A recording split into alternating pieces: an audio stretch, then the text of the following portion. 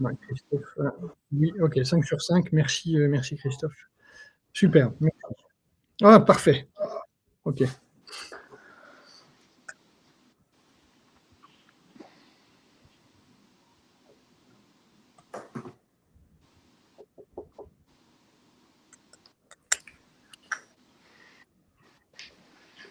Donc comme dirait l'autre: «Avant l'heure, c'est pas l'heure, après l'heure, c'est plus l'heure». Donc je ne vais pas tarder, je ne vais pas tarder à commencer.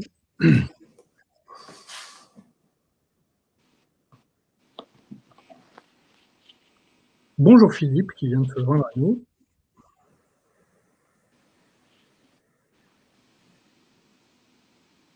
Allez, je laisse encore 2 minutes aux retardataires et ensuite on va démarrer.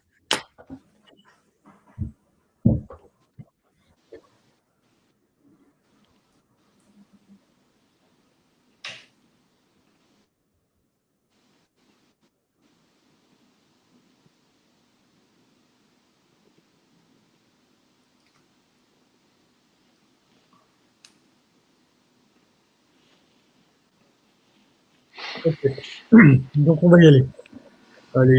Les retardataires se connecteront et on pourra faire une petite pause si besoin. Déjà, bonjour à toutes et à tous. Merci de vous joindre à nous. Merci de votre présence pour ce webinaire, ce rendez-vous du mercredi après-midi qui va en fait nous amener jusqu'à la fin de l'année scolaire, puisqu'on aura un rendez-vous, un webinaire sur des ressources numériques jusqu'à la fin de l'année scolaire, tous les mercredis à 14 heures. Du coup, ce premier webinaire a pour sujet l'apprentissage du français.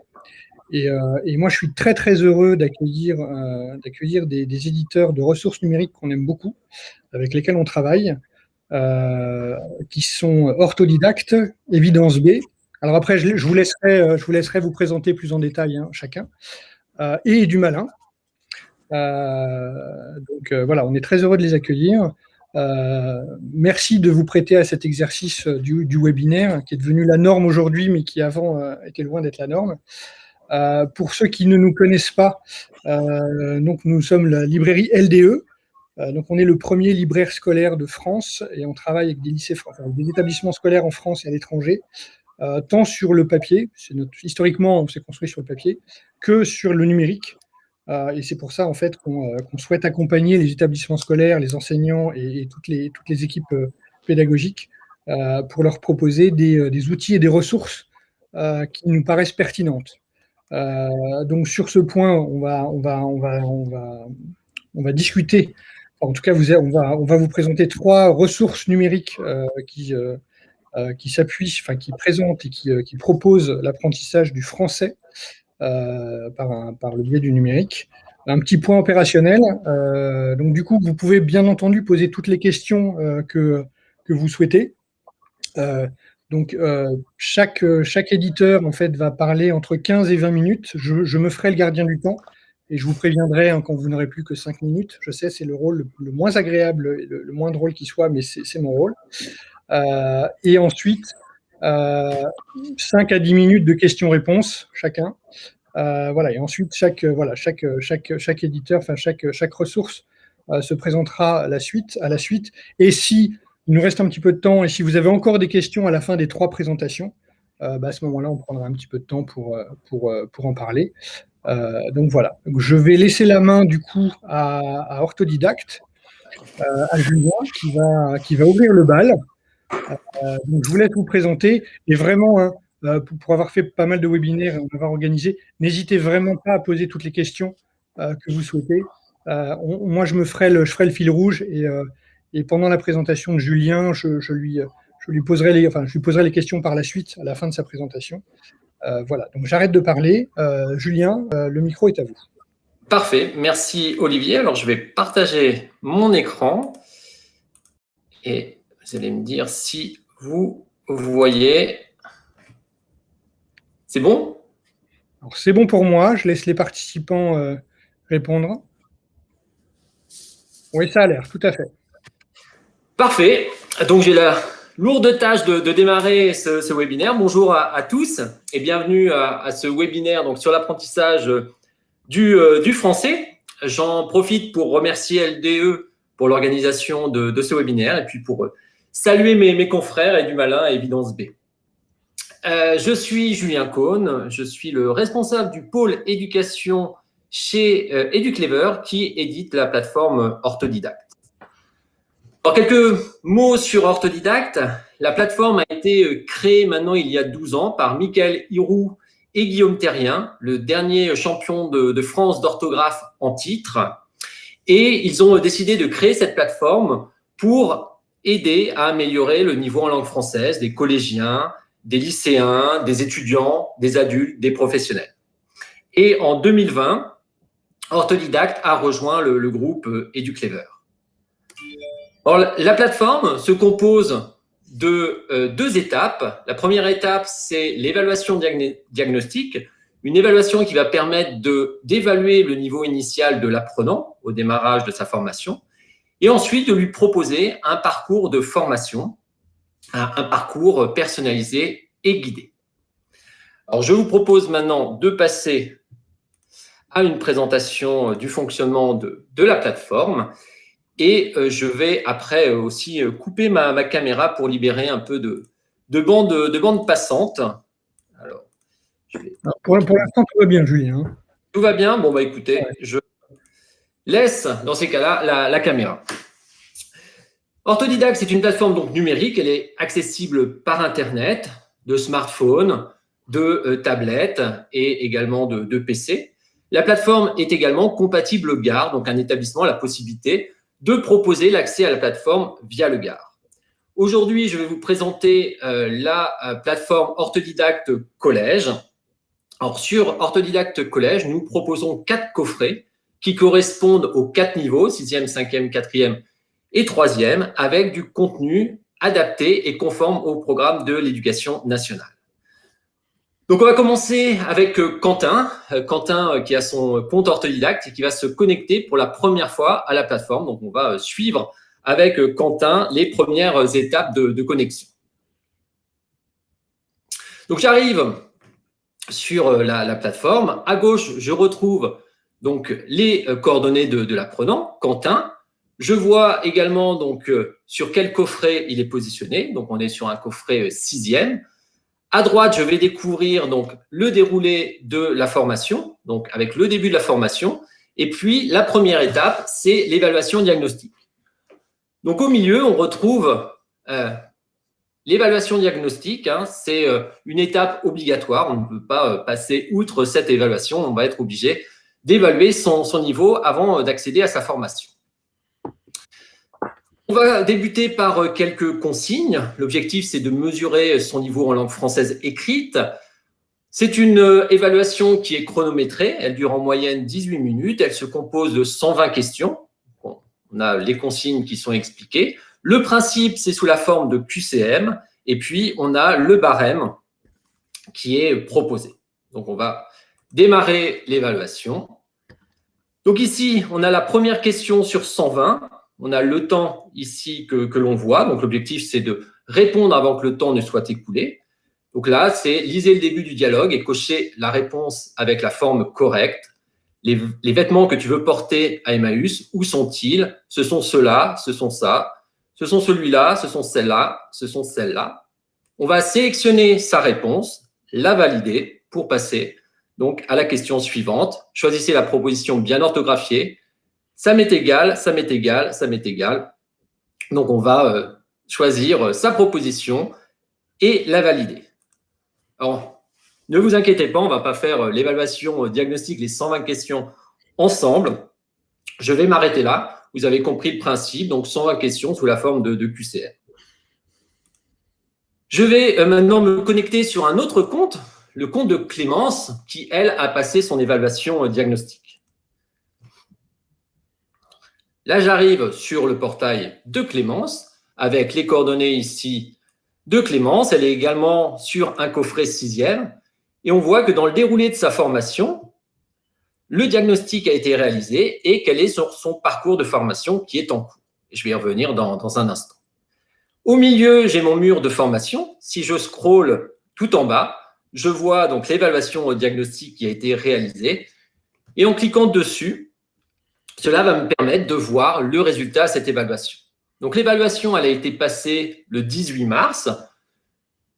Elle a été passée en un peu plus de 13 minutes et je vais voir par catégorie qui sont évalués les taux de réussite, donc en conjugaison, en grammaire, en orthographe grammaticale et orthographe lexicale.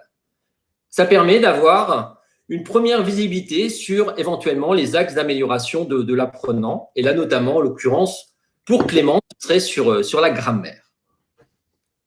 Ensuite, j'accède également à la mosaïque des résultats. Ici, sur les 120 questions, je vais pouvoir voir les bonnes réponses, les mauvaises réponses. Et en me positionnant donc sur une question, je vais voir la consigne, la réponse donnée et la réponse qui était attendue. Donc, voilà pour ce qui est de l'évaluation diagnostique. Et une fois que l'évaluation diagnostique est réalisée, on est positionné sur son parcours. Donc là, on est sur un parcours 6e et on voit que le parcours est composé de 10 séquences. C'est un parcours qui est guidé, c'est-à-dire que je ne peux pas commencer par la séquence 3, il va falloir que je fasse les séquences dans l'ordre pédagogique dans lequel elles me sont proposées. Julien, je me permets, en fait, il y a Tariq qui pose la question, orthographe lexicale et grammaticale, je crois avoir vu, la réponse est oui. Hein. Oui, tout à fait. Okay, exactement. On a les deux.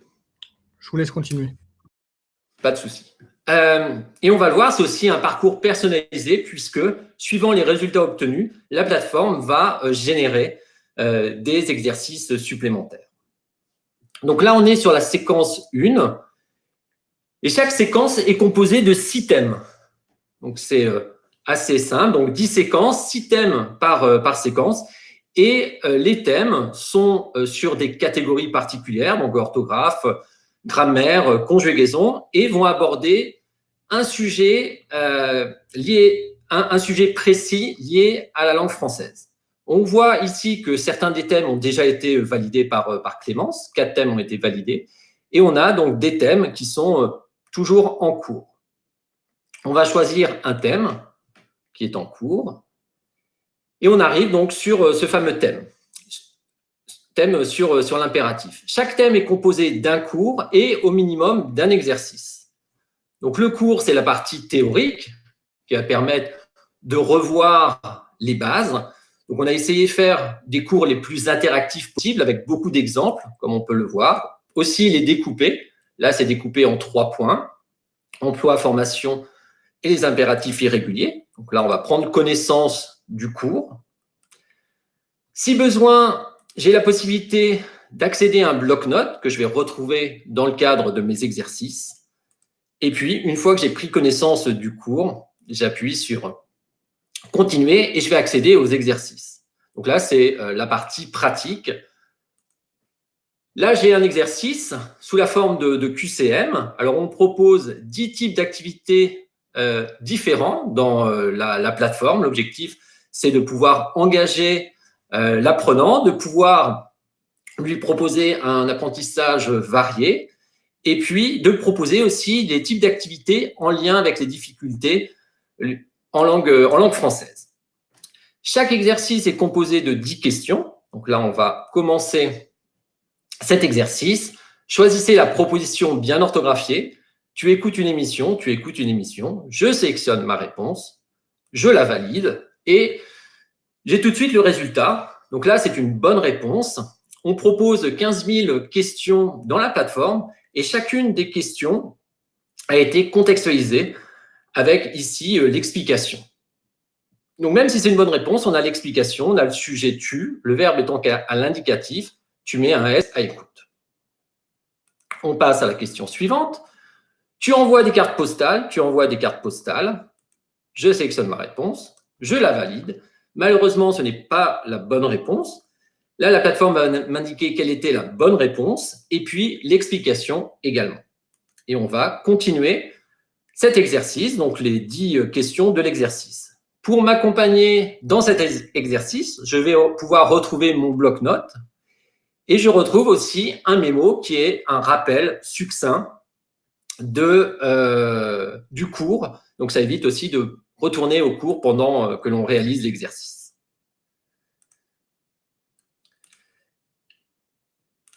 Donc là, je vais quitter cet exercice.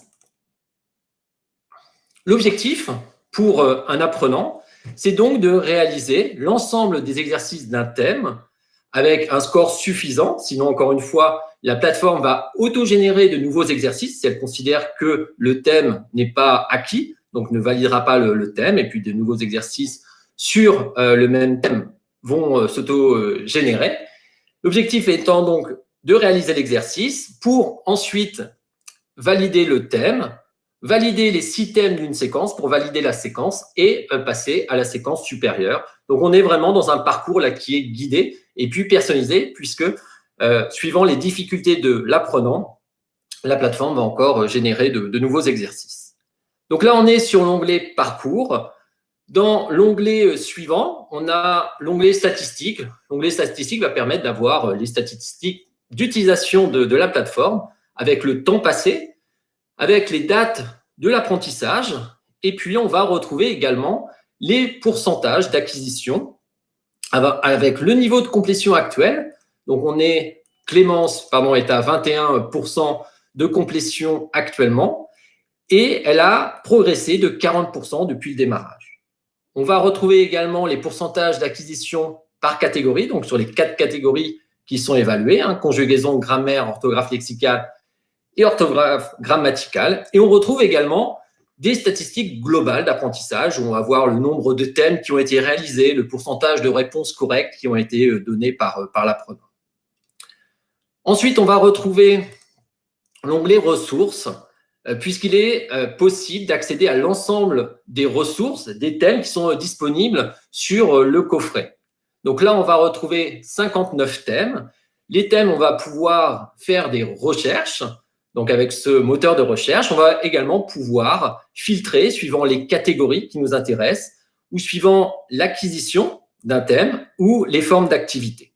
Donc là, si je sélectionne une forme d'activité qui m'intéresse, Avomo, qui est une autre forme d'activité qui est proposée, qui va amener de la production écrite, on va retrouver 11 thèmes qui sont disponibles. Donc, le premier, c'est un thème de conjugaison, l'accord du participe passé avec avoir. Donc, j'ai également un cours, comme dans l'ensemble des thèmes, et puis j'ai un exercice Avomo. Donc, j'ai à chaque fois le descriptif et puis toujours 10 questions.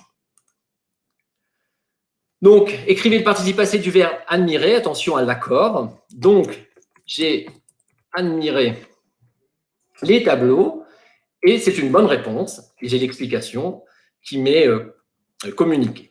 Ensuite, la question suivante, elle a postulé à cette école qui l'a admis et ce n'est pas la bonne réponse. Donc, de la même façon, je vais avoir la bonne réponse et toujours l'explication.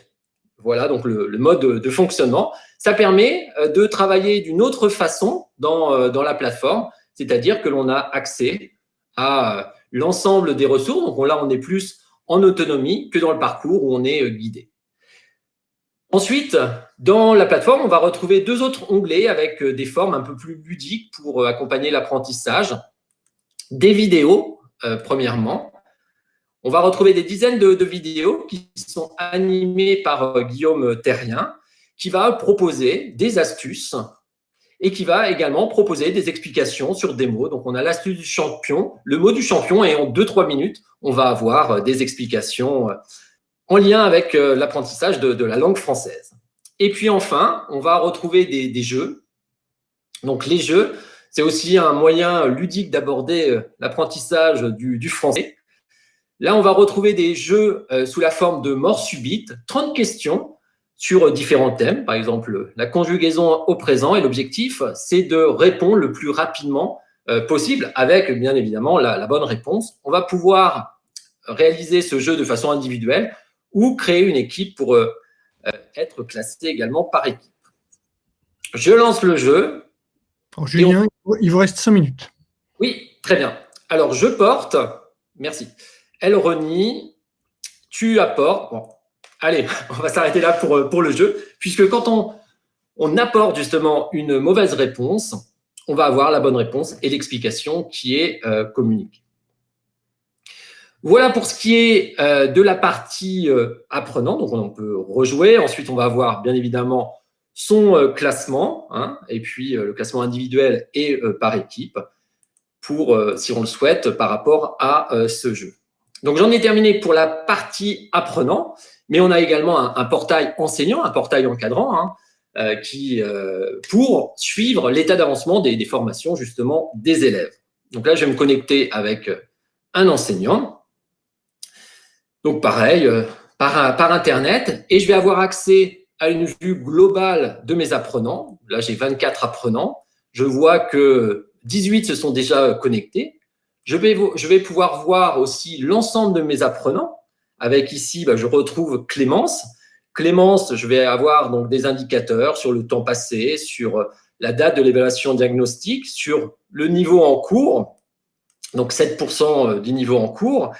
Et j'ai la possibilité d'avoir accès à tous les indicateurs, toutes les informations de suivi en affichant le dossier de l'apprenant. Donc, vue globale sur le travail de Clémence avec l'avancement donc sur le niveau en cours, le temps donné, mais je peux aller donc sur son parcours, voir sur quelle séquence elle est. Là, je vois qu'elle est sur la séquence numéro 1.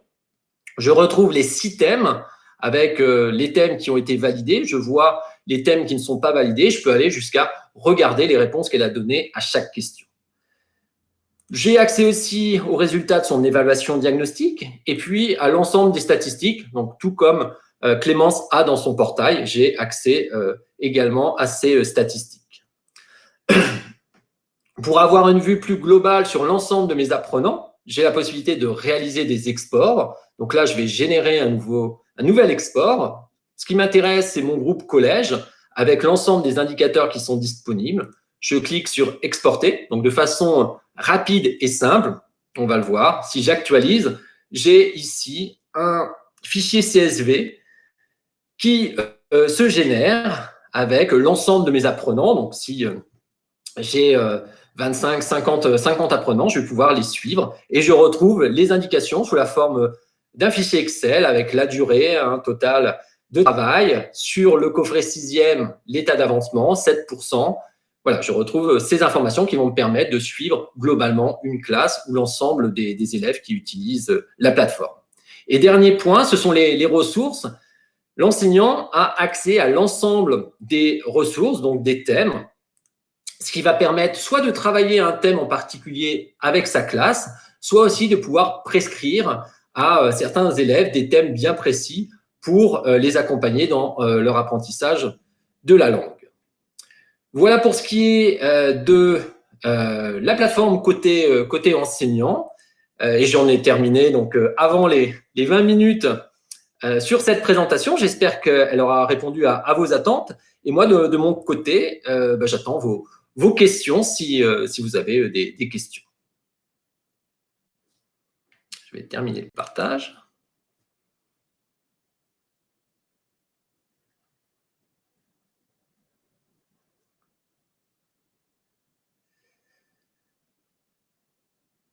Alors, Olivier, est-ce qu'il y a des questions?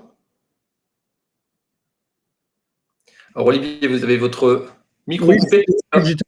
Non, mais ça m'arrive systématiquement. Avec le micro coupé, donc mais je vais laisser les… Voilà. Alors, Tariq nous demande si, bien entendu, effectivement, votre solution est RGPD. Oui, tout à fait. On est en conformité avec la norme RGPD, donc on suit… et de toute façon, avec le GAR, on est obligé de suivre cette norme RGPD, donc pas de souci sur le sujet. Existe-t-il une proposition en FLE ou en Flesco? Oui, Flesco, pardon.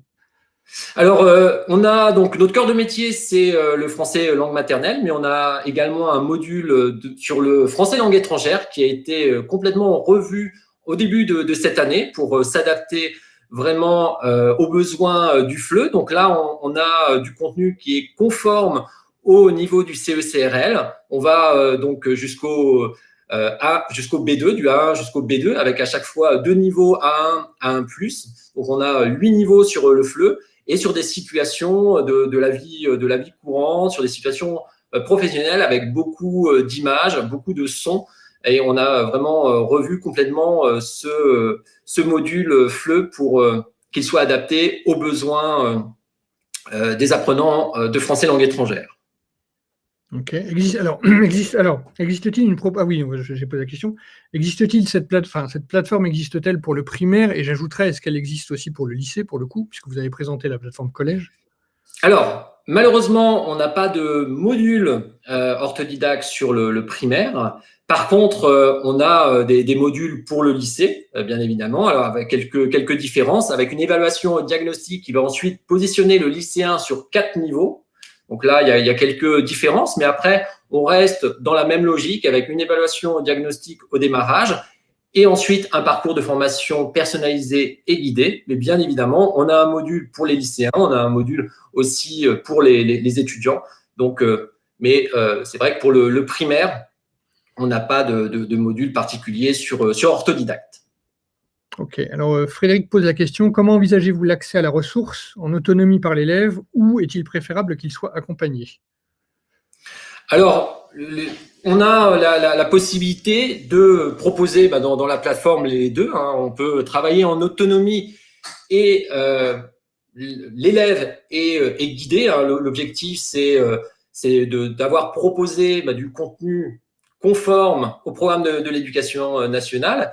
Ces programmes ont été conçus par nos experts linguistes en interne. Donc, l'élève peut travailler tout à fait en autonomie. Après, ce que l'on propose aussi au travers de la plateforme et la possibilité d'accéder à l'ensemble des ressources qui sont disponibles, c'est de pouvoir guider l'élève. Si un enseignant pense qu'il y a des thématiques sur lesquelles l'élève doit travailler, doit s'améliorer, il peut le guider et faire du blending. Donc, on a les deux possibilités de travail dans la plateforme. Moi j'avais une question. L'enseignant, vous avez parlé de 15 000 questions, je crois. Donc, en fait, Oui. l'enseignant peut choisir, peut faire, entre guillemets, hein, c'est son marché dans ces 15 000 questions par thème. Oui. Et est-ce qu'il peut en rajouter, lui? Non. Alors, l'enseignant ne peut pas rajouter de questions. En fait, les questions sont prises dans un pool de questions qu'on on est sur un thème. Donc, deux élèves qui vont sur le même thème n'auront pas les mêmes questions.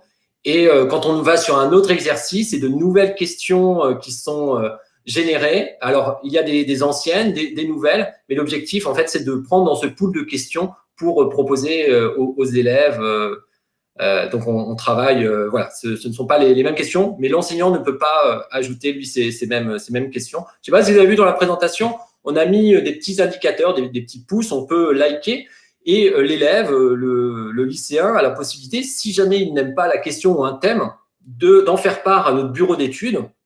Donc, on a donc une équipe avec donc de linguistes en interne qui analyse les retours d'usage. Pareil, sur un thème donné, si notre équipe voit que sur une question en particulier, tous les élèves butent, ils vont pouvoir enlever cette question ou la changer. Donc, on a une analyse continue de notre contenu pour que le contenu continue d'être adapté aux besoins des apprenants. Ok. Bah, écoutez, on est à 30 secondes près, on est dans les temps, donc parfait. Parfait. Merci Merci beaucoup. Pour vos très très bonnes questions. Donc du coup, je vais passer la parole à Gilles et à Emmanuel. Merci Julien. Bien entendu, merci à vous et puis bonne présentation. Et bien entendu, et je le répéterai à chaque fois, mais en fait, on vous enverra bien entendu à vous tous les participants une synthèse, un document qui synthétisera petit 1 les présentations qui auront été faites et on ajoutera un certain nombre de renseignements pour que vous ayez vraiment toutes les informations en votre possession pour aller plus loin, etc. sur cette ressource. Donc, je vais laisser du coup, merci Julien encore une fois. Parfait, merci, bonne présentation. Je vais laisser Gilles et Emmanuel du coup prendre la main. Qui représente Évidence B. C'est à vous. Super. Donc, on est sur le même partage mon écran. Voilà, je déclenche le chrono de 15 minutes. Entendu. C'est bien, vous voyez mon écran là? Alors, moi, je le vois, je pense que les participants le voient également. Ok, super. Ok. Bon, bah, bonjour à tout le monde. Merci d'être là avec nous aujourd'hui. Bonjour aussi à Edumalin et à Orthodidacte. C'est un plaisir d'être là avec vous aujourd'hui aussi. Et un grand merci à la LDE de nous avoir invités à participer à ce webinaire sur l'apprentissage du français. Donc, nous sommes Évidence B, une start-up EdTech fondée en 2017. Nous sommes 30 personnes aujourd'hui et nous développons des modules d'apprentissage adaptatif pour stimuler l'acquisition des savoirs fondamentaux, dont le français. Et je vais laisser Emmanuel, ma collègue, se présenter rapidement et puis je vais enchaîner avec la présentation. Bonjour à toutes et tous. Eh bien, moi, je suis tout simplement en charge de la coordination de l'édition et de la production de la ressource adaptive langue. Ça veut dire que mes interlocuteurs quotidiens sont les auteurs d'une part, et puis les auteurs enseignants, et puis les développeurs. Voilà. Bien. Et moi, je suis Jill Cairns, donc je suis la directrice marketing et je suis chargée des relations avec la communauté enseignante et pour développer les usages pédagogiques chez Évidence B. Alors, hop, j'avance. Donc, aujourd'hui, nous allons vous présenter notre compagnon numérique pour le français, la maîtrise de la langue française, Adaptive Langue. C'est un chatbot attractif et interactif pour une maîtrise intuitive du français. C'est une ressource complémentaire et conforme aussi complémentaire au programme. La ressource s'adresse à tous les lycéens, donc de la seconde à la terminale, et des 3 voies générales, techniques et professionnelles. Comme vous savez, l'étude de la langue occupe une place fondamentale dans les programmes du français, du lycée, et aussi, vous savez que la bonne expression en français ne se limite pas qu'aux cours de français, et donc Adaptive Langue non plus. C'est une ressource transdisciplinaire, donc qui se destine bien sûr aux cours de français, mais aussi à toutes les autres disciplines où l'expression en français est au cœur de la matière. L'innovation de notre ressource repose sur 3 piliers, comme tous les modules d'apprentissage adaptatif d'Évidence B, qui est une alliance entre 3 domaines de recherche. Donc, notamment en sciences cognitives, la linguistique, pour restaurer le sens intuitif des structures de la langue et cibler les difficultés déterminantes. Donc, Jean, oui. Pardon, simplement, en fait, Tariq pose la question maîtrise intuitive, c'est-à-dire, je pense que c'est important avant d'aller plus loin. C'est pour ça que donc, justement, c'est pour restaurer le sens intuitif chez l'élève qu'il a de sa propre langue et pour justement le reconnecter avec le fonctionnement, la musique de la langue française pour qu'il puisse s'appuyer sur ce qu'il sait déjà, en quelque sorte, pour justement aller plus loin. Je pense qu'Emmanuel va illustrer de manière très précise ce que ça veut dire dans quelques minutes. Donc, la ressource se structure autour de 5 modules, la syntaxe, l'orthographe, le lexique, le verbe et la logique. Et donc, le deuxième domaine, c'est l'intelligence artificielle. Donc, qu'est-ce que ça nous apporte aujourd'hui? Cette technologie permet de personnaliser le parcours d'apprentissage de chaque élève et notre algorithme va choisir des exercices du bon niveau et du bon rythme. Et ainsi, pour le professeur, proposer des tableaux de bord au service de la différenciation pour l'enseignant. Donc, avec des informations synthétiques et utiles sur la progression de la classe, des élèves et des groupes à besoins similaires. Troisième domaine de recherche, c'est UX. Donc, l'expérience utilisateur, donc enseignant-apprentissage. Nous travaillons avec des chercheurs spécialisés en usage numérique éducatif et le terrain pour travailler sur des sujets tels que la motivation, l'appropriation par l'élève, le travail en autonomie et côté professeur, bien sûr, faire en sorte que nos tableaux de bord soient un véritable appui et aide à la décision pour l'enseignant qui souhaite mettre en place une stratégie de différenciation avec ses élèves. Emmanuel? Oui. Alors, avant de vous faire une démonstration de la ressource, on voulait zoomer un tout petit peu sur l'apport des sciences cognitives pour faire une petite différence avec finalement la façon dont on réfléchit en grammaire normative. Donc, si on prend comme exemple la phrase qui est là, les voitures qui doublent, le camion rouge klaxonne, comment est-ce qu'on accorde E ou ENT? Si la réponse de l'élève est fausse, c'est-à-dire que s'il répond E, en grammaire normative, on va se dire, bon, ben voilà, il ne connaît pas la règle ou il faut la lui réapprendre, la règle d'accord sujet-verbe.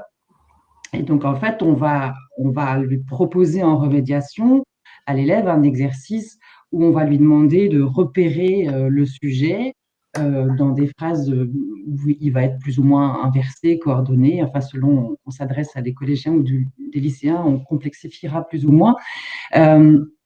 Et puis, lui demander d'accorder en conséquence. Donc, par exemple, une consigne typique dans un manuel qui répond à cette approche classique, dans cette phrase, souligner le sujet du verbe en caractère gras et accorder le verbe correctement. Voilà.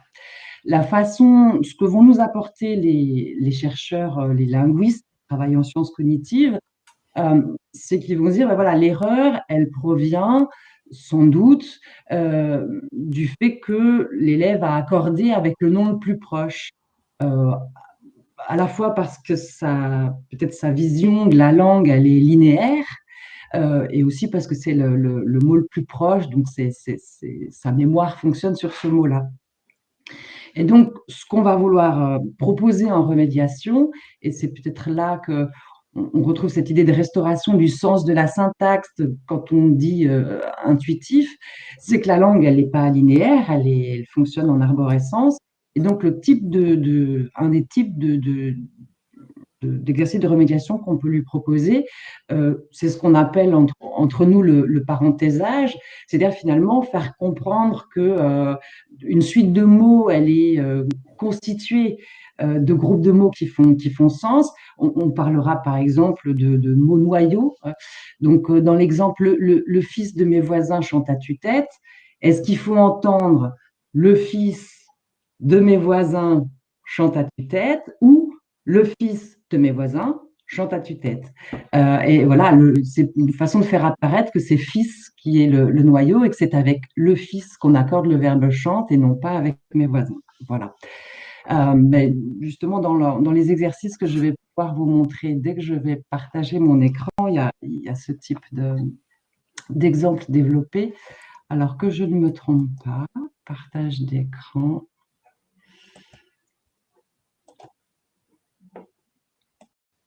Ah, génial, ça marche.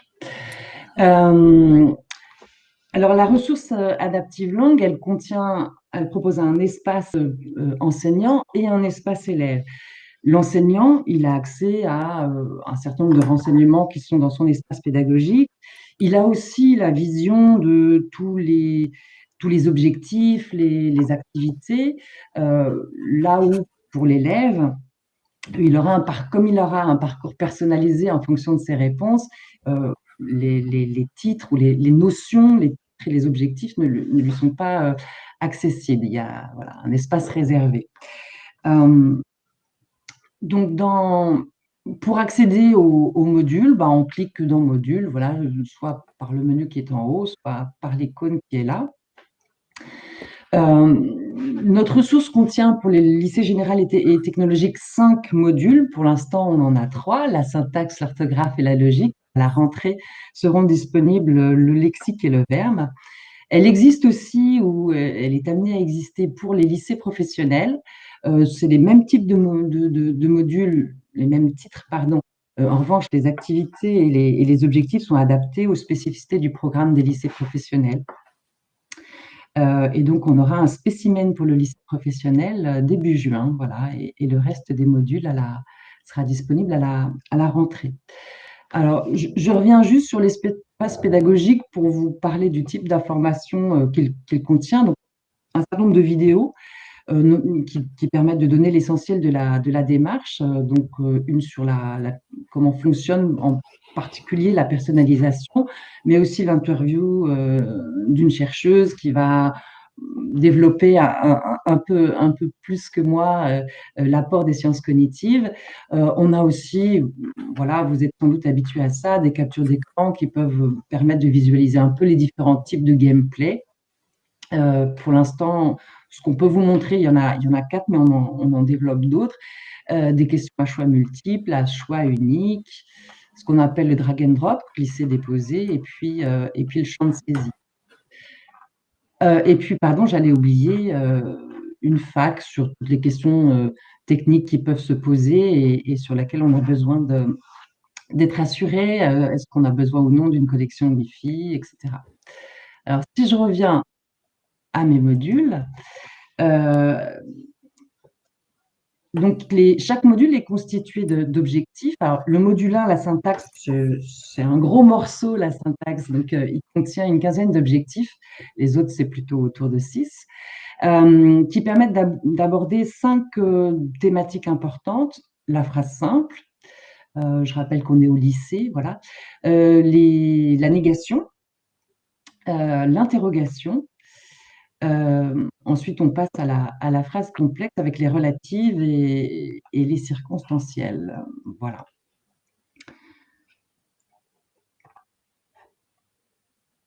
Alors, je vous propose de regarder ensemble l'objectif 1. Évidemment, on ne va pas faire tous les exercices. En cela, c'est assez proche de la démonstration que faisait Orthodidacte tout à l'heure. On a un pool d'exercices qui sont poussés aléatoirement à chaque élève en fonction de son parcours. Donc, chaque élève qui se connecte a un parcours différent. Et pour nourrir évidemment la finesse de la personnalisation, plus on a d'exercices, mieux c'est. Donc, l'objectif un peu global de ce début de module, c'est de remédier à une chose qu'on voit souvent dans les copies d'élèves, c'est des phrases longues mais incomplètes. Voilà. C'est un des objectifs et ça vient entre autres d'un mauvais sens ou d'un sens erroné du rythme et de la structure d'une phrase. Donc, les activités qu'on propose dans cet objectif-là, elles sont toutes en lien, mais d'une façon variée, avec la question de découper correctement une phrase en groupe de mots. Et donc, la première activité que je peux vous montrer, qui est une question à choix unique, ça revient sur ce que je vous montrais tout à l'heure, sur la question du parenthésage au niveau du groupe nominal. Donc, choisissez la proposition qui correspond au sens du groupe de mots suivant, parce qu'évidemment, il faut faire le lien avec le sens. Quand on dit la fille du voisin qui est chanteuse d'opéra, est-ce qu'il faut entendre la fille du voisin qui est chanteuse d'opéra ou la fille du voisin qui est chanteuse d'opéra? Je ne l'ai peut-être pas bien dit, je me rends compte, mais l'idée est de faire bien ressortir que c'est la fille du voisin, puisque chanteuse se rapporte à fille. Voilà, alors, hop. Donc, tout ça s'intègre à l'intérieur d'un chatbot. Quand la réponse de l'élève est correcte, elle s'affiche en vert et puis il a un petit feedback sympathique. Si on répond de façon incorrecte, par exemple là, la réponse de l'élève s'affiche en rouge et la bonne réponse en vert. Alors, les questions à choix unique, comme elles proposent le choix entre juste deux alternatives, on a un seul essai. En revanche, tous les autres gameplay, toutes les autres typologies d'activités proposent deux essais. Alors, je voudrais vous montrer, parcourir avec vous un peu rapidement l'ensemble des types d'activités parce que ça montre aussi les différents gameplays. Ici, on est dans le cadre de la saisie. Pardon. Je vous coupe Emmanuel pour vous dire qu'il vous reste 5 minutes. Pardon. D'accord, j'accélère. Donc, il s'agit de reconnaître un groupe de mots par la pronominalisation. Donc, alors là, pour aller plus vite, je ne vais pas forcément me poser la question de la bonne ou la mauvaise réponse.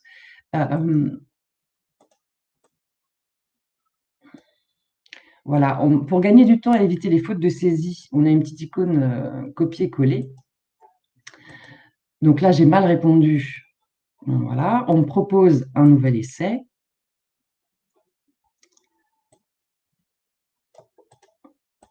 Attendez, du coup, comme j'ai dans la tête qu'il faut que j'accélère, hop, voilà.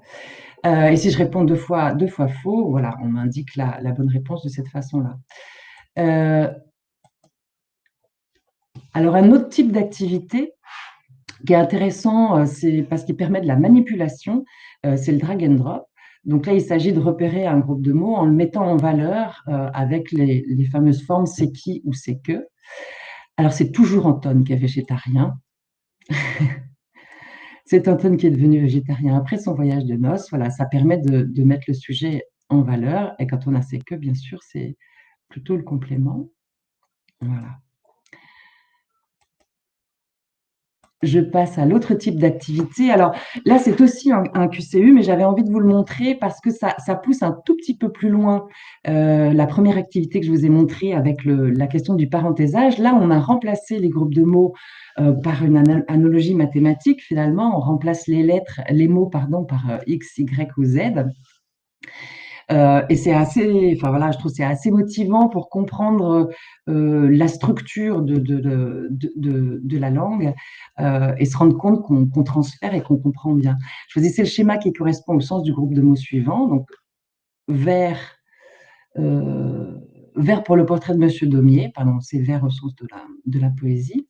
Donc, est-ce qu'il faut l'entendre X pour Y de Z ou est-ce qu'on entend X pour Y de Z? Moi, je trouve que c'est un exercice qui est intéressant parce qu'on retrouve quelque chose de la musicalité de la langue et de son rythme, en tout cas, quand on le fait. Bon, j'ai répondu faux. Je passe rapidement à l'activité suivante. Une autre manière de repérer des groupes de mots construits dans une phrase, c'est de se demander à quelles questions, enfin voilà, c'est de les identifier par des questions. Donc, en l'occurrence, on a choisi là où les questions auxquelles le groupe de mots suivant peut répondre, c'est donc un QCM. Bon, je vais vite, je ne regarde pas mes réponses, hein, vous me pardonnerez.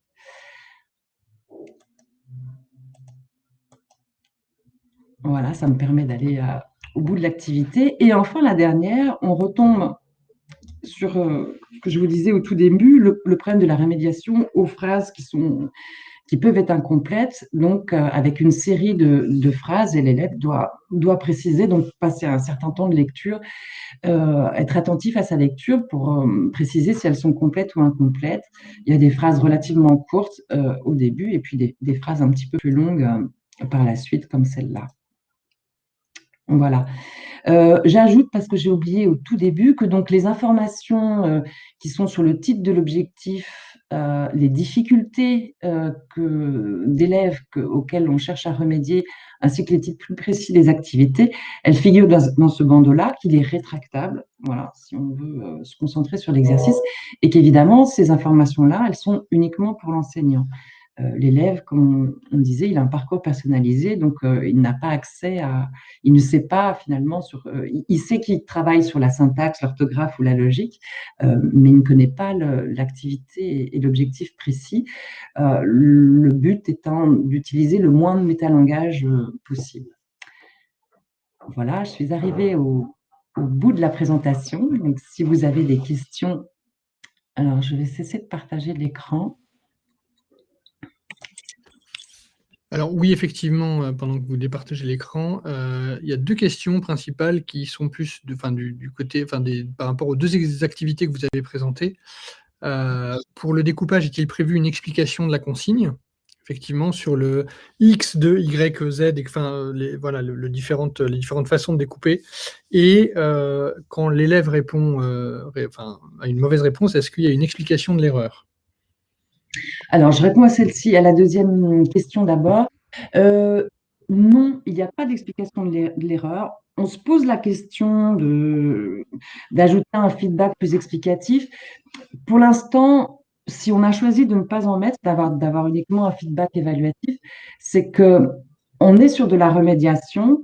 On cherche à faire retrouver par des automatismes ou la réponse aux questions, à restaurer le sens de la langue, et on n'est pas dans une démarche de préciser la règle. On cherche à ce qu'elle soit recomposée finalement par l'élève qui l'a déjà entendue, et on n'a pas non plus pour objectif de se substituer au cours de l'enseignant.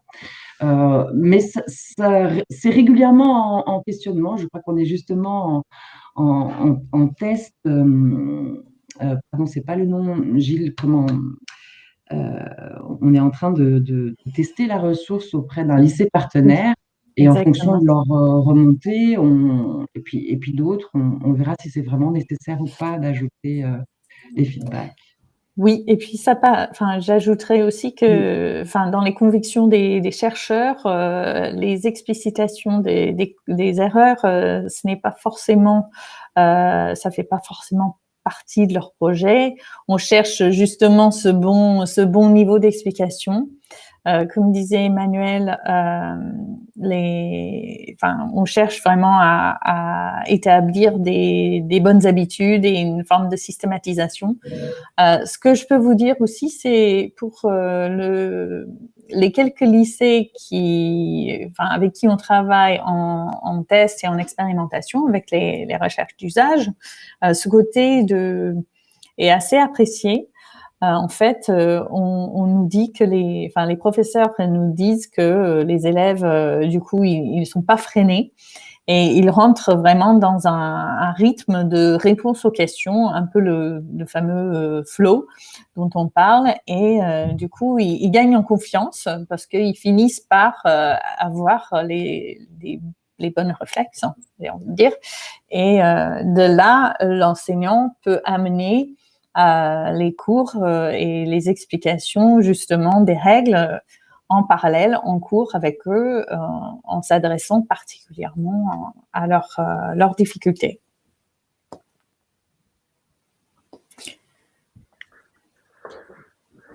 Ah oui, et il y avait une autre question sur la question de la consigne quand on était sur X, Y, Z. Je peux la redire tranquillement parce que je suppose que si vous posez la question, c'est que ça vous a surpris. Il est aussi possible que j'ai parlé un peu vite et présenté un peu vite, mais si vous êtes compréhensible, c'est un retour, et je peux... Ou insuffisamment compréhensible parce qu'elle est surprenante, on peut se reposer la question de la formulation. Mais ce qui est intéressant, justement, c'est de se confronter à quelque chose qu'on n'a pas l'habitude de voir et de se rendre compte qu'en fait, on remplace assez facilement un mot par une lettre. Ce qu'on cherche à voir, c'est comment ça fonctionne, comment ça met ça met en valeur le fonctionnement de la langue, justement sans s'attacher aux détails des mots et du sens.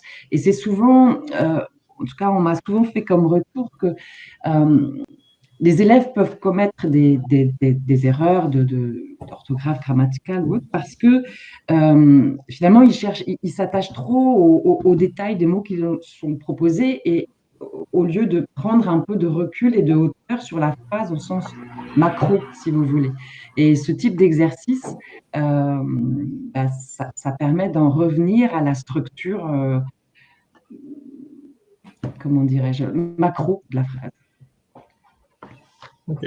Alors du coup, je me fais l'écho encore Oui. d'une toujours une question. C'est donc du coup, mais si l'élève fait plusieurs erreurs de suite, 3 petits points. Et du coup, la question, c'est le traitement de l'erreur n'est-il pas intégré? Et je vous laisse répondre. Je peux prendre la première question sur le fait de faire plusieurs erreurs à la suite. En fait, c'est justement le rôle de l'IA. et de la personnalisation. Chaque élève va recevoir, choisi par l'algorithme, des exercices qui sont les plus utiles pour l'aider à progresser. Donc, tous les élèves progressent et ils progressent en continu et l'algorithme calcule en continu la zone dans les exercices faisables par l'élève, la progression qu'il faut. Donc, si l'élève enchaîne des erreurs, il va continuer à recevoir des exercices dans cette partie-là, sur cette notion-là, à la suite, tant qu'il continue à progresser. Donc, l'algorithme va parfois pouvoir revenir sur quelque chose à un niveau plus simple pour qu'il se reconnecte avec ce qui fonctionnait pour mieux repartir et mieux progresser.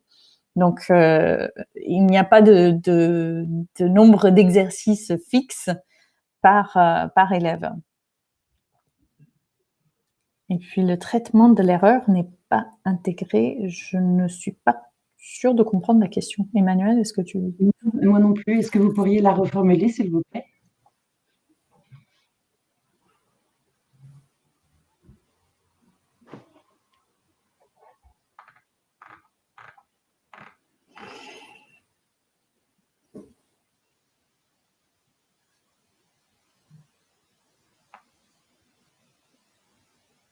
On n'entend plus. Ah, on voit. Peut-être que... Alors, il y a Tariq qui est en train d'écrire, Oui. Les modules que vous proposez sont mis à jour systématiquement au fil du temps? Nous sommes en train d'augmenter et d'intégrer de nouveaux contenus, donc au fur et à mesure, oui. Et puis évidemment, s'il y a des coquilles ou des choses qui sont remontées à nos équipes, on les met à jour au fur et à mesure, évidemment. Ok. Voilà. Alors CF, la théorie de l'apprentissage, le module sur la répétition sans retour sur l'erreur, cela n'est-il pas un frein à la progression?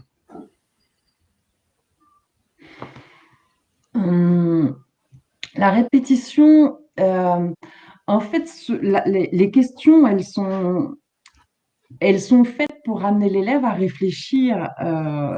Donc, ce n'est pas forcément de la répétition au sens, ce que je veux dire, c'est que ce ne sont pas des exercices d'application, c'est plutôt des exercices de réflexion. Maintenant, j'entends ce que vous voulez dire sur la question du retour sur l'erreur. Et là, on en revient à ce qu'on se disait tout à l'heure.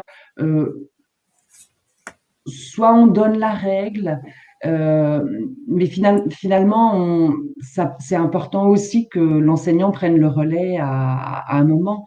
La ressource qu'on propose, c'est une ressource qui ne cherche pas à substituer à l'enseignant, mais à aider l'enseignant à sentir le niveau de ses élèves. On n'a pas parlé des tableaux de bord, par exemple, mais une autre possibilité un autre algorithme qui aide l'élève l'enseignant à retrouver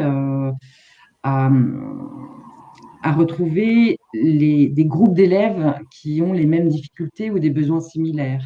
Donc, l'idée, c'est de l'aider ensuite, d'accompagner l'enseignant pour qu'il puisse décider de faire un cours précis s'il y a trop d'élèves qui font les mêmes erreurs aux mêmes endroits. Voilà. Pour l'instant, c'est de cette manière-là qu'on conçoit, nous, la ressource. C'est vraiment ça. Hein. Accompagner l'enseignant. En complément. Donc, c'est une approche qui est nouvelle. Hein. Donc, c'est vrai que ça surprend par rapport à ce qu'on a l'habitude de voir et justement cette approche normative de la grammaire, c'est complémentaire. Alors, malheureusement, le temps imparti, mon horloge vient de sonner. Okay. Néanmoins, bien entendu, si vous avez d'autres questions, on s'en fera l'écho auprès d'Évidence B. Il y a vraiment aucun souci. Oui. Voilà, la discussion reste ouverte même après cette présentation. Ça, c'est vraiment comme ça qu'on voit ces webinaires-là. Du coup, merci Gilles et merci Emmanuel. avec plaisir. Si je pouvais juste ajouter un dernier point très rapidement, c'est que cette ressource la région Île-de-France a décidé de déployer cette ressource à la rentrée dans l'ensemble des lycées de la région Île-de-France. Et donc, sur ce projet, nous travaillons en partenariat avec la LDE. Donc, s'il y a des enseignants en Île-de-France avec nous aujourd'hui, sachez que cette ressource sera disponible pour vous dans les lycées dès la rentrée en septembre. Voilà, merci. Du coup, voilà, il y a encore des questions, mais voilà, on n'a qu'une heure et demie. Donc, je vous transmettrai la question de Tariq. Ou vous pouvez peut-être la voir sur le chat et à ce moment-là, y apporter des réponses. Et à ce moment-là, vous me la transmettrez, je pourrai la transmettre à Tariq. Enfin, en tout cas, la communication se fera, il n'y a pas de souci. Merci en tout cas à Gilles et merci Emmanuel de vous être exercé. Du coup, maintenant, je vais laisser la parole à Edu Malin. Et je vais donc laisser la parole à François, donc qui va vous présenter cette ressource. Même format, donc une présentation de 20 minutes, et ensuite une petite séquence de questions-réponses. Si vraiment il y a d'autres questions qui vous viennent à l'esprit pendant la présentation ou après, on pourra prendre encore 5-6 minutes pour y répondre. François, je vous laisse le micro. Merci Olivier. Comme ça fait un moment que je suis déconnecté, confirmez-moi que vous m'entendez bien. Alors moi, je vous entends parfaitement. Bon, c'est super. Écoutez, premièrement, merci à vous LDE d'organiser ce rendez-vous qui permet de se rencontrer de manière virtuelle, mais c'est déjà une rencontre intéressante. Merci aux confrères également pour la présentation. Voilà, moi je vais vous parler d'Edu Malin. Dans le cadre de notre thématique du jour sur l'apprentissage du français, n'hésitez pas, je tâcherai, alors je sais qu'Olivier les relaie, mais si je vois des questions et que c'est cohérent avec le propos, je tâcherai d'y répondre en temps réel si c'est possible, donc n'hésitez pas à donner vos questions dans le chat et je tâche d'y répondre. Donc, pour vous parler d'Edu Malin en quelques mots, donc moi j'en suis le fondateur et puis le président et après une vingtaine d'années à l'éducation nationale, donc il y a un background de mon côté de pédagogue avec l'idée assez simple qui est celle de s'intéresser, et normalement vous avez une petite slide qui s'est affichée, pareil Olivier si vous pouvez me confirmer juste pour les premiers réglages.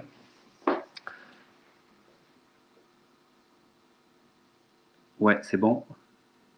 Bon, écoutez, je vais faire comme si c'était bon.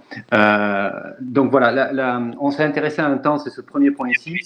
Vous pouvez la mettre encore en écran, enfin en full écran, si je pense que ce sera mieux. Ok. Comme ça, ce qu'il y a de pas mal, c'est que je vois le chat. Ah, parfait, très bien, parfait. Donc du coup, s'il y a des questions, je les prends au vol. Voilà, donc en fait, c'est le premier point de ça. Donc nous, on s'est intéressé à un temps, c'est le temps de travail personnel des élèves. Alors, travail personnel, ça ne veut pas forcément dire les devoirs, c'est le temps de travail personnel, c'est un travail autonome, ça peut être quelques minutes en cours, ça peut être un accompagnement personnalisé pour les lycéens, ça peut être devoir fait pour les collégiens ou e-devoir fait, ça peut être au primaire sur les APC, donc c'est vraiment ce temps où, grosso modo, on les met devant une tâche et on espère qu'ils vont avoir les ressources, les connaissances, les compétences nécessaires pour exécuter la tâche qui leur est donnée. En général, et on le sait quand même maintenant, ce temps de travail personnel entendu hors de l'institution, hors de la présence d'un professeur ou de quelqu'un qui encadre, c'est quand même un temps dont la qualité est très très fonction du milieu d'origine, du milieu social d'origine, et c'est un temps qui a tendance à accélérer les inégalités scolaires et sociales par rapport à une importance dans la réussite qui est quand même une grosse partie de la réussite, savoir travailler et faire ses devoirs, c'est très important pour réussir sa scolarité. Donc, nous, on s'est dit que ce temps-là, il était très, très important. Il était un peu nébuleux parce qu'il est prescrit par les professeurs, il est fait dans la sphère parfois privée, puis il revient après dans le cadre de la scolarité. Et avec l'idée que la nature même des activités qui sont proposées aux élèves sur ce temps-là ne peut pas être la même que quand le professeur est à côté. Et c'est cette notion d'explicitation, c'est le premier mot de notre triptyque. Expliciter, ça veut dire que quand un élève accède à un travail en français sur Edu Malin, il a deux choses sous les yeux, et vous allez comprendre assez rapidement à quoi on fait allusion. Il a l'activité, c'est-à-dire ce qu'il y a à faire. Ça peut être un exercice, ça peut être une tâche d'analyse, ça peut être une analyse documentaire, peu importe, et c'est parfaitement transversal à toutes les matières. Ce qu'on a appelé le quoi, et il a en face, au moment où il en a besoin, le comment, la procédure explicite, le raisonnement explicite, qui étape par étape lui permet de réaliser cette activité.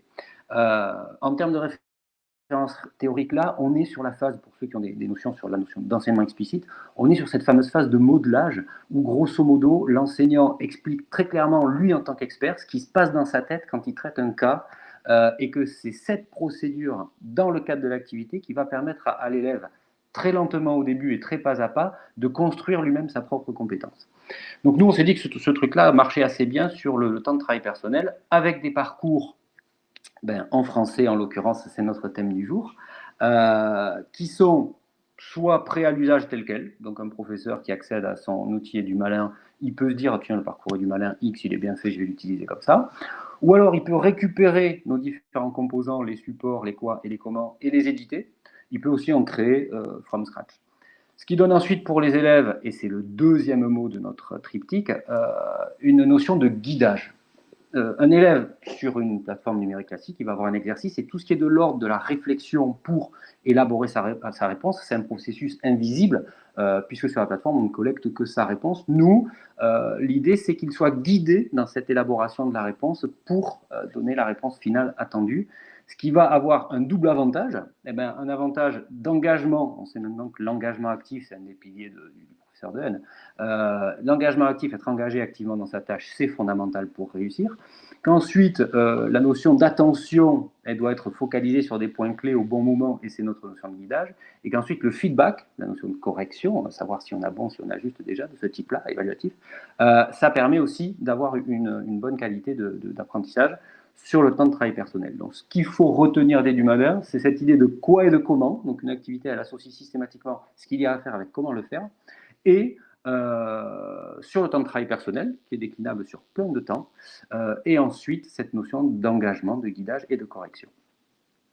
Pour rentrer dans le concret, voilà un exemple d'objet d'étude en troisième. On a un texte sur Agir dans la cité, avec une consigne. Donc sur la gauche, vous allez voir, c'est assez répétitif ce que je vais vous dire. Sur la gauche, vous avez le quoi, et le quoi, c'est qu'on a un extrait ici d'un texte littéraire, avec une consigne. En quoi peut-on dire que cet article est réaliste?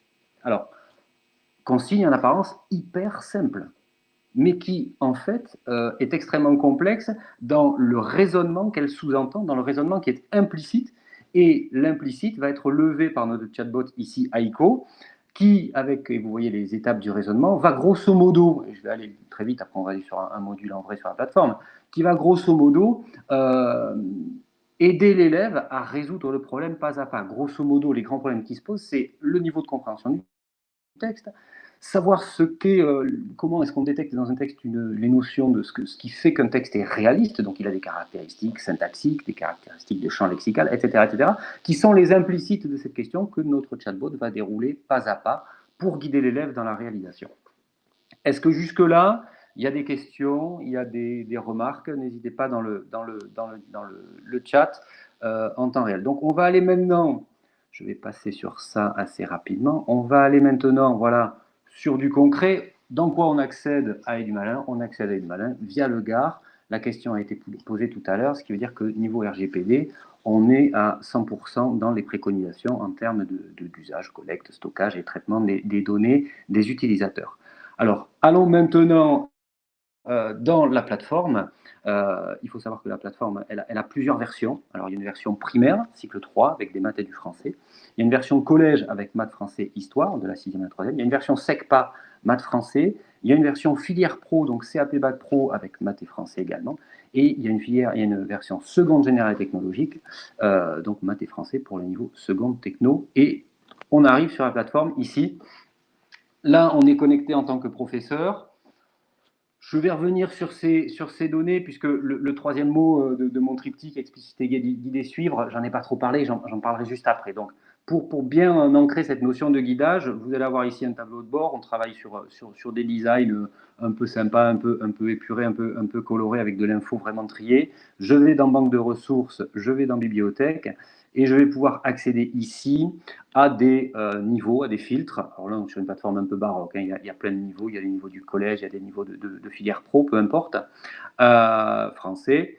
Et je vais accéder à ce qu'on appelle des parcours. Alors là, vous avez les parcours du niveau Terminal Pro. Donc vous voyez qu'il y en a un certain nombre qui mixent de l'EDL, qui mixent de la compétence d'écriture, qui mixent de la compétence d'analyse sur l'analyse en particulier des procédés d'écriture, qui est une des parties, et de présentation du corpus, qui sont les parties de l'examen en bac pro. Donc on a mixé les choses pour essayer d'être le plus complet possible par rapport aux compétences et domaines de compétences du niveau étudié. Donc ici, vous avez un parcours. Alors, un parcours chez du malin.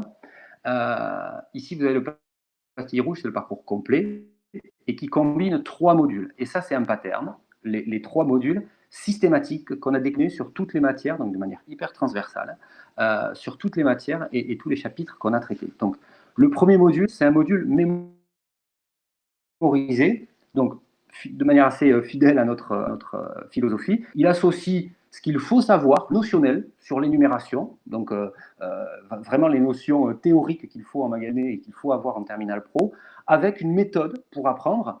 Et ça répond à quelque chose de très simple. Je pense que le nombre d'élèves qui a vu sur son bulletin scolaire « Apprenez davantage vos leçons » est assez important en France. Ça nous est peut-être arrivé à nous d'ailleurs, sans réellement savoir, le constat est clair, il est limpide, sans savoir réellement comment on fait. Et donc, l'idée du mémoriser qui combine ce qu'il y a à savoir avec comment l'apprendre, ça a vocation à répondre à cette problématique de comment je m'y prends avec cette somme de savoir, ce volume de savoir, pour les trier, les prioriser, etc. etc. Le deuxième module qu'on retrouve systématiquement, c'est une tâche guidée qui correspond à une sorte de situation de référence, une situation complexe qu'on va retrouver dans quasiment toutes les évaluations sur l'énumération, et je vais juste aller après dessus. Enfin, dernier module, le QCM, qui est plutôt qui combine entre 8 et 10 questions et qui va permettre à l'élève de se tester, de s'interroger pour mesurer son niveau, auto-évaluer son niveau, c'est une première chose, mais aussi et surtout, peut-être l'aider à cranter les connaissances, puisqu'on sait que maintenant, grâce aux neurosciences en particulier, le fait de se tester, ce qu'on appelle l'effet testing, ça permet de mieux mémoriser à moyen et long terme. Donc, je vais maintenant sur le module tâche guidée. Je me mets en mode test, ce qui me permet de voir, alors, lycée général technologique, oui, en seconde, hein, pour vous, Tariq. Je viens de revenir sur le chat. Voilà, la tâche guidée, je suis accueilli par Aiko. On va faire ensemble l'énumération de tâches guidées, on va réussir un exercice, et c'est parti. Donc, à gauche, le quoi, à droite, vont commencer à se dérouler les étapes du comment. Donc, à gauche, dans le texte suivant, relève l'énumération et explique l'effet qu'elle produit sur le lecteur. On a en dessous le texte de Mark Twain, quelques lignes. Et encore une fois, cette consigne qui est quelque part, qui est assez simple, elle recèle une part d'implicite et de complexité qui est très importante, surtout pour des élèves un peu fragiles, parce qu'elle présuppose que dans le texte suivant, ça veut dire qu'ils ont pris connaissance et qu'ils prennent connaissance du texte, relève l'énumération. Cela veut dire qu'ils en connaissent la définition et les caractéristiques physiques dans un texte littéraire, avec un champ lexical, des virgules, etc., choses qui sont scandées.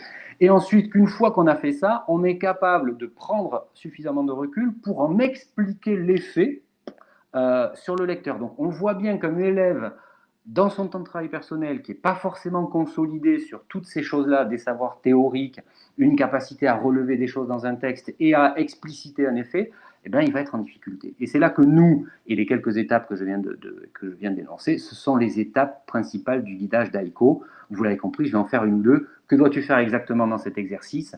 Là, ici, c'est un texte à trous. Donc là, on focalise l'attention des élèves. Alors ça, on a pu le voir en temps réel, c'est-à-dire qu'à partir leur recherche d'informations se porte évidemment sur la partie rose, et c'est bien l'endroit qu'on veut qu'ils interrogent en termes de sens. Donc c'est intéressant à ce niveau-là, comme s'il y avait une main invisible quelque part qui les guidait, bienveillante, bien évidemment. je donne ici, on peut donner une astuce, relis bien attentivement la consigne en rose, encore une fois pour focaliser l'attention. Je valide, j'ai de suite mon feedback, j'ai bon, on enchaîne.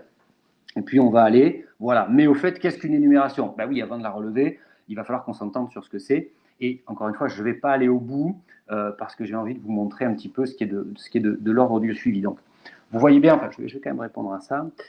Allez, on y va. Et puis on va aller à la troisième activité où là, on va me demander effectivement, encore une fois, très pas à pas, de relever 5 éléments qui la composent. Donne-moi une astuce. Ce sont tous des objets que Tom possède. Alors peut-être qu'il va falloir que, si vraiment je suis en difficulté, que je recherche quelque chose qui fait résonance à la possession, le matin, donc voilà, il possédait, Tom possédait 12 billes, et je vais peut-être arriver effectivement à trouver, donc encore une fois, par élimination, par focalisation sur l'endroit clé du texte, on va guider des élèves qui n'est peut-être pas suffisamment autonomes pour réaliser cette opération complexe, et puis après je vais relever, etc. etc. À noter ici, on est sur un texte libre. Nous, on a fait un petit peu différemment. Comme on est quand même sur le développement de l'apprendre à apprendre et de l'autonomie, on avait très envie à un moment donné de donner la main aux élèves. Donc là, quand je fais un relevé sous forme de texte libre, voilà, je fais très rapidement, je vais pouvoir valider. Aiko va me donner la réponse et va me proposer, donc voilà la réponse attendue, et va me proposer une réglette d'auto-évaluation. Donc moi, en tant qu'élève, je vais pouvoir comparer ma réponse avec la réponse attendue. Et sans spoiler, les élèves ne se trompent pas trop, voire ils ont tendance souvent à être un peu durs avec eux-mêmes, et ça c'est intéressant. Donc l'idée, en reprenant à ce stade-là de la présentation, l'idée d'explicitation à retenir, c'est que quand un contenu est donné sur Edumalin, il associe systématiquement le quoi et le comment.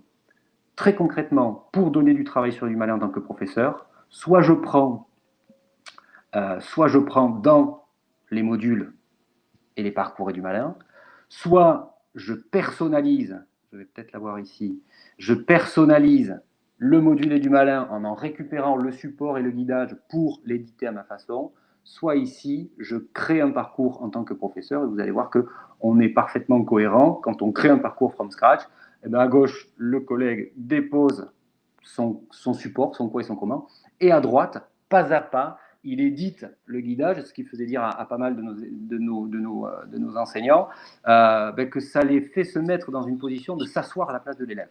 Et ça nous paraît super intéressant, en plus sur ce temps de travail personnel, quand on n'est pas là, à côté d'eux, pour lire les comportements et décrypter des comportements de gêne, de difficultés, sur lesquels on va pouvoir agir si on est en présentiel. Donc l'explicitation passe par là. Et ensuite, l'autre, donc le guidage, on l'a vu ensemble, on a donc un élève qui est face à une tâche qui n'est plus juste une tâche en bloc dont on attend une réponse, mais une tâche qui va être décryptée pas à pas et qui va l'amener sur le chemin du raisonnement, qui est ce qu'on veut finalement lui apprendre sur la question de l'énumération. Ce qu'on cherche à lui apprendre, c'est cette capacité à lire le texte, repérer la morphologie d'une énumération pour ensuite la relever correctement. Et c'est tout ça qu'on attend. Et c'est tout ça en plus, voilà mon lien au dernier terme, suivre. On s'est dit que ça serait très intéressant. Alors, il y a plusieurs niveaux de suivi. Je vais aller vraiment à l'intérieur, à l'infra, au plus petit. Donc, j'ai ici une classe. On sait que cette classe-là, 100%... Il vous reste 5 minutes, François. Ok, merci Olivier. Il reste donc 100% du travail a été rendu, que le taux de réussite global est de 80%, que la durée moyenne du travail est 41 minutes. Ça, c'est très bien, c'est des données macro. On va avoir ensuite... les mêmes données pour les élèves, ça c'est assez classique, combien de travaux ont été faits, le taux de réussite, mais ça ne dit pas en fait, ça ne nous dit pas les difficultés réelles, les difficultés rencontrées. Donc là, nous, ce qu'on propose, c'est de cliquer, donc là je suis sur une élève, et effectivement, on va avoir ici les travaux qui ont été faits. Alors, je vais aller sur le premier en mathématiques, ça n'a pas d'importance. On sait que cette élève y a passé 1 heure et qu'elle est à 71% de réussite, ce qui est pas mal. Elle a fait tout le parcours, donc le mémoriser, la tâche guidée, le QCM. Je vais cliquer, et je vais avoir accès vraiment, je vais rentrer quelque part, si j'ose dire, je vais avoir une vision de ce qui s'est passé dans sa tête. Là, sur le mémoriser, voilà les étapes qui étaient proposées par Aiko. De suite, je vois qu'il y a un peu de rouge ici par rapport à tout le vert qui est plutôt rassurant. Je regarde ici, la problématique est notionnelle et orthographique et non pas notionnelle. Donc, il n'y a pas de sujet. Donc, cet élève-là, très concrètement, sur la leçon, je n'ai pas trop de retour à lui faire. Je vais maintenant aller sur la tâche guidée qui était une tâche simple de calcul de coefficient directeur, et sans rentrer dans le centre disciplinaire de la réflexion. on voit grosso modo, sans être prof de maths, qu'il y a quand même du rouge là, donc c'est peut-être là que ça se cristallise, la difficulté, et qu'en termes de temps, là, elle est à 1 à 3 minutes sur ses réponses, que là, elle a mis 13 minutes et qu'elle a répondu complètement à côté. Là, très concrètement, je clique, je laisse un commentaire texte pour lever la difficulté de l'élève à l'endroit où elle l'a rencontré. Et c'est ça, la puissance du feedback, quand on parle de feedback adapté, la puissance du feedback, c'est vraiment d'être le plus proche possible de la difficulté réelle rencontrée par l'élève. Feedback qui peut fait en texte, mais aussi en vocal. Hein. Ça, c'est hyper intéressant. Et c'est une manière aussi d'envisager des complémentarités au service de l'enseignant du numérique. Dernier niveau de suivi, vous pourriez me dire peut-être dans le chat, ça c'est intéressant, mais c'est vrai que ça fait un travail énorme si on fait un suivi individuel de tous les élèves. Oui, et c'est pour ça qu'on a aussi conçu des data, des visualisations de données, des data visualisations à l'échelle de la classe. C'est le même parcours, fonction affine, le mémoriser, la tâche guidée, le QCM. C'est 4 élèves sur les 8 qui l'ont fait, peu importe, ça pourrait être 25, ça pourrait être 100, ça pourrait être 1000. On a ici une image du niveau de réussite du mémorisé. Tout est vert, pas de souci. Ici, bleu et vert, ça a l'air de bien se passer. Je vais cliquer sur la tâche guidée, l'exercice qui va d'être le plus complexe. Et là, j'ai une photographie très claire des difficultés de mes élèves. Donc, si au cours d'après, en ayant eu connaissance de ces données, eh bien, j'ai un retour sur notion à faire, c'est ici sans doute, et c'est même très probablement ici où il y a 75% d'échecs. Donc, je clique pour ouvrir et voir quelle était la donnée. Là, c'est la détermination graphique de leur donnée à l'origine. Ça aurait pu être, sur notre exemple de l'énumération, le moment où les élèves reprennent la définition de l'énumération. Ce qui signifie, encore une fois, que ce temps de travail personnel va reprendre une place tout à fait cohérente avec ma progression, parce qu'il va me permettre de moduler cette dernière et de revenir sur des savoirs de différents niveaux qui sont fragiles ou pas acquis et que j'ai pu superviser grâce à la plateforme Edumalin.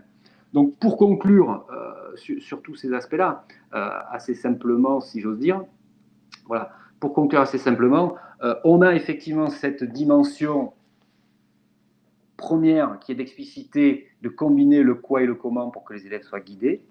On a ensuite cette notion de guidage qui se concrétise pour les élèves, et on l'a vu tout à l'heure sur l'activité, avec de la focalisation de l'attention, avec de l'engagement actif et des rétroactions immédiates, ce qui permet bien entendu de gagner du temps, mais pas seulement du temps sur de la correction, de gagner du temps sur une correction de type de bac blanc, de type brevet blanc, donc des corrections très fouillées, où on va essayer de comprendre en tant que prof exactement là où les élèves ont eu des difficultés dans le raisonnement. Donc ça donne un feedback très très qualitatif aux élèves.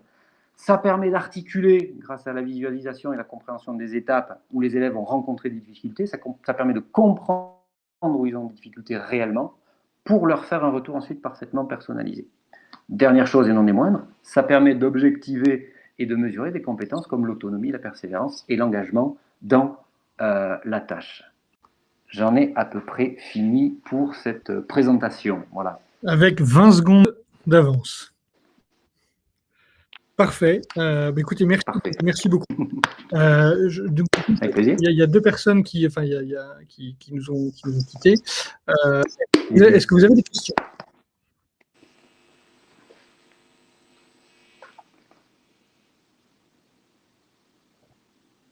Alors, je crois qu'on a épuisé. Si. Il y a Tariq qui est très actif.